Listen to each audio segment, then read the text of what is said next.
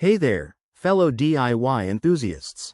If you're staring at that frustrating F01 error code on your Indesit washing machine, don't worry, we're going to tackle this head-on today. This error often points to issues with the motor or its control system, which can stop your machine dead in its tracks. By the end of this video, you'll have the tools to potentially fix it yourself and get your laundry routine back on schedule. First things first, safety is key. Always unplug your washing machine before starting any troubleshooting to avoid electrical hazards. Got that? Great, let's dive in. Step 1. Unplug the machine and wait for about 5 minutes. This simple reset can sometimes clear temporary glitches causing the F01 error.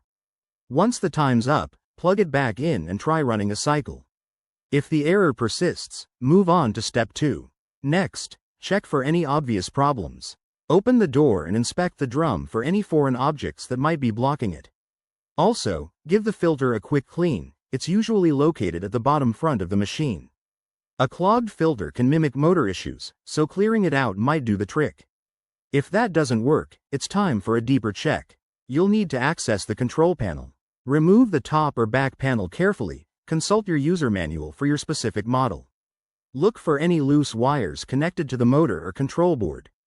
Secure any that are loose, but if you're not comfortable with this, stop here and call a professional. For the more advanced fix, if you suspect a faulty motor triac or control module, you might need to replace it.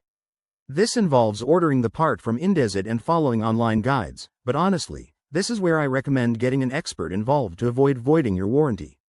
Wrapping this up, fixing the F01 error can save you time and money, but remember, if these steps don't resolve the issue, it's best to contact a certified technician. Thanks for watching, and if this helped, give this video a thumbs up and subscribe for more home repair tips. See you next time.